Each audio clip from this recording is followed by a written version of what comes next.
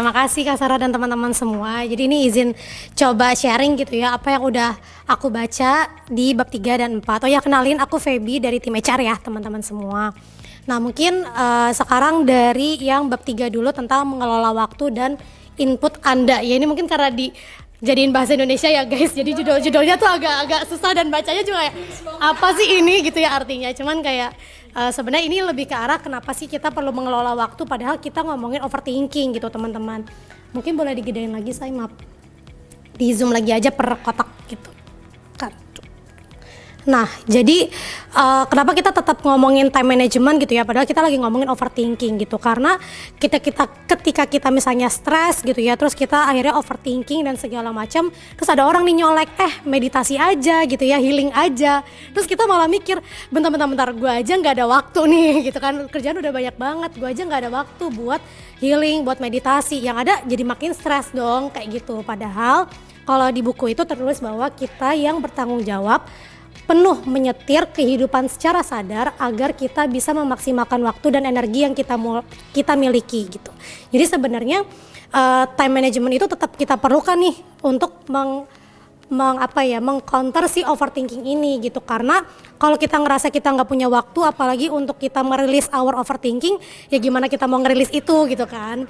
Nah makanya sebenarnya ada tips time management yang mungkin teman-teman juga udah pada familiar ya, jadi aku nggak akan terlalu banyak di bab 3. Yang pertama ya namanya menuliskan jadwal kegiatan gitu ya, mungkin teman-teman istilahnya kenal sama TTDT, things to do today gitu ya, untuk menulis jadwal kegiatan hari ini itu seperti apa.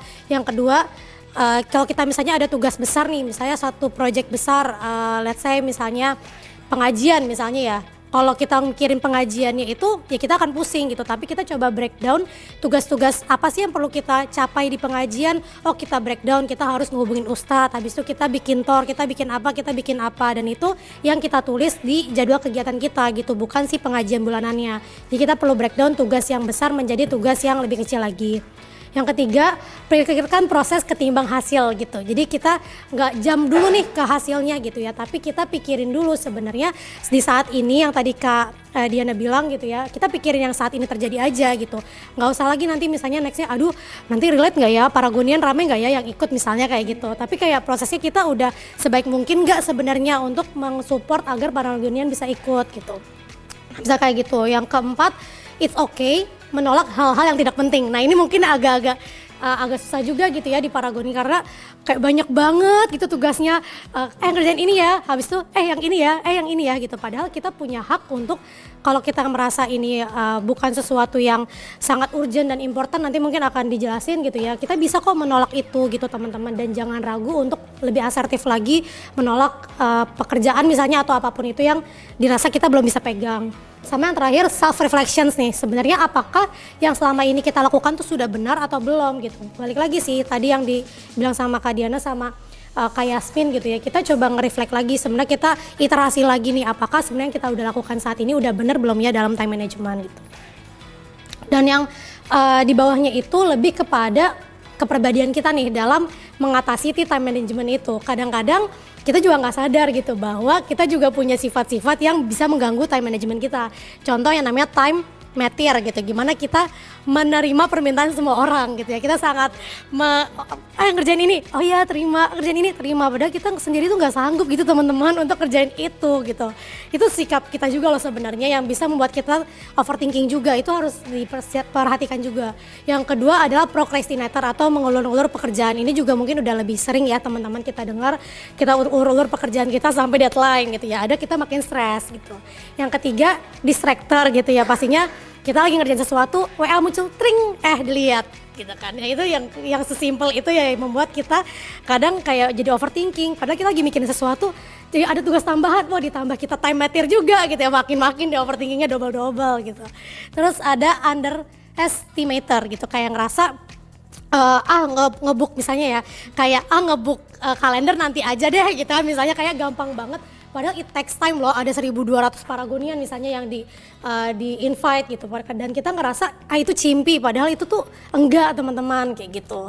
Dan yang terakhir adalah fighter, gimana kita ini kayak mirip-mirip multitasking tapi lebih ya kayak lumayan ya teman-teman mengerjakan ribuan, kalau di sini ngomongnya ribuan pekerjaan dalam satu waktu gitu. Jadi dari sini pindah ke sini atau mungkin dari meeting sambil kita ngedengerin apa, double meeting dan lain-lain itu tuh. Jadi sebenarnya kita coba lihat juga nih, nge-reflect ke diri kita, sebenarnya kita juga punya kepribadian yang kayak gimana sih gitu. Apakah jangan-jangan kepribadian kita inilah yang membuat kita lebih overthinking lagi gitu. Dan di bawahnya itu, di samping kanannya adalah teknik-teknik dalam mengatasi overthinking. Mungkin boleh di zoom, Kak, maaf. Tapi ini mungkin agak singkat aja ya teman-teman, karena insya Allah teman-teman juga udah inilah. Yang pertama, pengelolaan input Alan namanya. Itu lucu juga sih ya, karena pakai di translate jadi bahasa Indonesia gitu. Nah ini adalah gimana ketika kita mendapatkan sesuatu arahan, kita tetap harus berpikir dulu gitu. Apakah sebenarnya harus kita lakukan itu sekarang gitu ya. Kalau emang ngerasa mendesak, kerjain sekarang gitu. Karena kalau kita tunda, yang ada kita makin overthinking. Karena emang ini mendesak. Tapi jika enggak, pastikan kalau misalnya kita menunda itu ya tidak berpengaruh dengan pikiran kita gitu. Jadi balik lagi sih teman-teman, kita berhak memilah mana yang misalnya kita harus bisa kerjakan sekarang, mana yang enggak.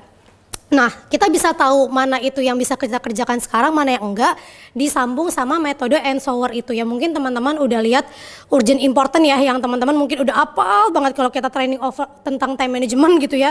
Yang dikasih tahu tuh tentang si matriks urgent important itu. Ketika itu menjadi tugas yang penting dan mendesak, kita kerjakan sekarang. Penting dan tidak mendesak, kita jadwalkan untuk kita kerjakan nanti. Penting tapi tidak mendesak tapi tidak penting, kita delegate ke orang lain. Dan tidak mendesak sama tidak penting, yang ngapain kita kerjaan gitu, nanti aja gitu ya, abaikan aja gitu. Sama yang ketiga itu ada teknik tujuan SMART. Nah ini kenapa tiba-tiba muncul SMART ya teman-teman gitu, karena kalau kita paham tujuan hidup kita apa, sebenarnya kita bisa less overthinking loh teman-teman gitu. Karena kita nggak menyadari sebenarnya paham tujuan hidup kita tuh apa sih. Dan tapi tujuan hidup itu harus dengan SMART. Contoh, misalnya kalau tujuan kita, aku pengen hidup lebih sehat, itu kan nggak SMART ya teman-teman. Tapi SMART itu contohnya adalah yang aku tulis di situ nih, gini. Aku ingin mengonsumsi 5 porsi sayuran dan buah-buahan yang berbeda setiap harinya. 1 porsi sebanyak 80 gram. Agar pola makan menjadi lebih baik, aku ingin mempertahankan kebiasaan ini sampai akhir bulan kayak gitu. Jadi kita benar-benar harus tahu sebenarnya tujuan kita ngerjain ini tuh apa sih dengan metode SMART gitu. Terus ada juga metode Kanban. Metode Kanban ini juga mungkin teman-teman udah familiar gitu ya di project management gitu. Kita ini memilah sebenarnya secara tugas kita, mana yang lagi dilakukan, mana yang masih in progress, mana yang lagi testing, dan mana yang masih done. Tapi secara framework sebenarnya bisa lebih luas dari itu ya, tergantung sama project yang kita lakukan. Nah cuman di sini sebenarnya metode Kanban ini membantu sebenarnya task mana sih yang membuat yang itu stuck paling lama dan gak berprogres gitu. Karena task yang paling lama di situ, task yang paling stuck terlama di situ tuh akan menjadi kita overthinking kan gitu. Jadi kita tahu sebenarnya alasan kita overthinking itu sebenarnya di bagian mana sih dengan metode Kanban. Sama yang terakhir, mungkin ini sudah familiar sekali, adalah time blocking teman-teman ya. Tapi yang spesialnya di sini adalah sebenarnya yang kita harusnya time blocking itu bukan cuma jadwal meeting teman-teman gitu. Tapi ketika misalnya kita ada kerjaan dan lain-lain, put it on calendar gitu. Kalau misalnya nggak ada, kadang-kadang kan yang di kalender kita tuh yang jadwal meeting doang nggak sih gitu. Kadang-kadang kita nggak nulis kayak sebenarnya kita mau ngerjain apa di jam segitu sampai jam segitu, sehingga kita malah jadi overthinking gitu. Padahal it's okay juga menginput kegiatan kita yang walaupun tidak sama orang lain di kalender, dan harus wajib ngasih ruang kosong, jadi nggak boleh full gitu. Harus tetap ngasih ruang kosong untuk tugas-tugas yang mendesak gitu. Jadi sehingga ada tugas yang mendesak, ada urgent dan segala macam, tetap bisa kita isi di kolom yang kosong gitu teman-teman. Itu untuk yang si time management ya. Kenapa itu tadi menjadi penting, karena ketika kita nggak bisa manage our time, ya yang ada kita malah makin stres gitu karena kerjaan kita numpuk. Ini langsung ke bab